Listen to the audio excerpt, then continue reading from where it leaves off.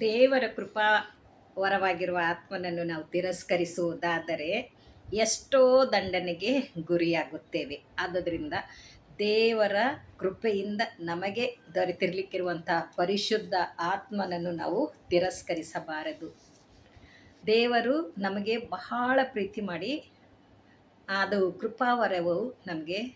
ಕೃಪಾವರವಾಗಿರುವ ಆತ್ಮನನ್ನು ನಮಗೆ ಕೊಟ್ಟಿದ್ದಾರೆ. ದೇವರು ಆ ಆತ್ಮನನ್ನು ನಮಗೆ ಕೊಡದೇ ಇದ್ದರೆ ನಾವು ಏನಾಗಿ ಹೋಗ್ತಾ ಇದ್ದೇವೋ ಗೊತ್ತಿಲ್ಲ. ಆದುದರಿಂದ ದೇವರು ನಮಗೆ ಕೊಟ್ಟಿರುವಂಥ ಆತ್ಮನನ್ನು ನಾವು ನಂದಿಸಬಾರದು, ನೋಯಿಸಬಾರದು. ಆತನ ಕೃಪಾ ವರವನ್ನು ನಾವು ಯಾವಾಗಲೂ ಅದನ್ನು ಅದರ ರೀತಿ ಅದು ಹೇಳುವಂಥ ರೀತಿಯಲ್ಲಿ ನಾವು ನಡೆಯುವಂಥವರಾಗಿರಬೇಕು. ಕಾರಣ ದೇವರ ಕೃಪೆ ನಮ್ಮ ಮೇಲೆ ಇದೆ, ಬಹಳ ಕೃಪೆ ಇದೆ.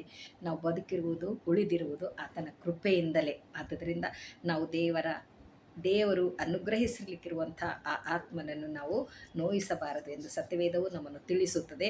ಮತ್ತಾಯ 12:32-31 ಈ ರೀತಿಯಾಗಿ ಹೇಳುತ್ತದೆ. ಆದ ಕಾರಣ ನಿಮಗೆ ಹೇಳುತ್ತೇನೆ, ಮನುಷ್ಯರು ಮಾಡುವ ಪ್ರತಿಯೊಂದು ಪಾಪಕ್ಕೂ ದೂಷಣೆಗೂ ಕ್ಷಮಾಪಣೆ ಉಂಟಾಗುವುದು, ಆದರೆ ಪವಿತ್ರಾತ್ಮ ದೂಷಣೆಗೆ ಕ್ಷಮಾಪಣೆ ಇಲ್ಲ. ಕ್ಷಮಾಪಣೆ ಇಲ್ಲದಂಥದ್ದು ಕೆಲಸವನ್ನು ನಾವು ಮಾಡಕೂಡದು. ಕಾರಣ ಇಲ್ಲಿ ಏನು ಹೇಳ್ತಾ ಇದೆ, ಇಬ್ರಿಯರಿಗೆ ಬರೆದ ಪತ್ರಿಕೆ 10ನೇ ಅಧ್ಯಾಯ ವಚನ 29bದಲ್ಲಿ ದೇವರ ಕೃಪಾವಾಗಿರುವ ಆತ್ಮನನ್ನು ತಿರಸ್ಕಾರ ಮಾಡಿದ್ದಾನೋ ಅವನು ಇನ್ನೂ ಎಷ್ಟೋ ಕ್ರೂರವಾದ ದಂಡನೆಗೆ ಪಾತ್ರನಾಗಬೇಕೆಂಬುದನ್ನು ಯೋಚಿಸಿರಿ. ಆ ಭಯಂಕರವಾದ ಕ್ರೂರತನದ ದಂಡನೆ, ಭಯಂಕರವಾದ ಕ್ರೂರತನದ ದಂಡನೆಗೆ ನಾವು ಒಳಗಾಗಬಾರದು. ಆ ದಂಡನೆಯಲ್ಲಿ ನಾವು ಸಿಕ್ಕಿಕೊಳ್ಳುವಾಗ ನಮ್ಮ ಆತ್ಮವು ಅಲ್ಲಿ ಭಯಂಕರವಾದ ಕಷ್ಟಕ್ಕೆ ಗುರಿಯಾಗುವಂಥದ್ದಾಗಿದೆ. ಅದರಲ್ಲಿ ಬಿಡುಗಡೆ ಇಲ್ಲ. ಆ ಒಂದು ಭಯಂಕರತೆಯಲ್ಲಿ ನಾವು ಸಿಕ್ಕಿಕೊಳ್ಳದ ಹಾಗೆ ನಾವು ಪವಿತ್ರ ಆತ್ಮನನ್ನು ನೋಯಿಸಕೂಡದು.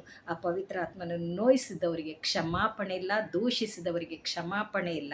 ಆದ್ದರಿಂದ ಪವಿತ್ರಾತ್ಮನು ನಮ್ಮಲ್ಲಿರುವಾಗ ಆ ಪವಿತ್ರಾತ್ಮನು ಹೇಳಿದ್ದನ್ನು ನಾವು ಕೇಳಿಕೊಂಡು ನಾವು ಆತನನ್ನು ನಾವು ಹಿಂಬಾಲಿಸುವಾಗ, ಆತ್ಮನ ಬಲದಿಂದ, ಆತ್ಮನ ಶಕ್ತಿಯಿಂದ, ವಾಕ್ಯದ ಬಲದಿಂದ ನಾವು ಜೀವಿಸುವಾಗ ನಾವು ಕ್ರೂರವಾದ ದಂಡನೆಗೆ ನಾವು ಗುರಿಯಾಗದೆ ದೇವರ ಮಾತಿಗೆ ವಿಧೇಯರಾಗಿದ್ದುಕೊಂಡು, ಆತ್ಮನಿಗೆ ವಿಧೇಯರಾಗಿದ್ದುಕೊಂಡು, ಆತನ ಮಾರ್ಗದಲ್ಲಿ ನಡೆಯುವವರಾಗಿ, ಆತನ ಒಂದು ಆತ್ಮನ ಮೂಲಕವಾಗಿ ನಾವು ನಡೆಸಲ್ಪಡುವವರಾಗಿದ್ದೇವೆ.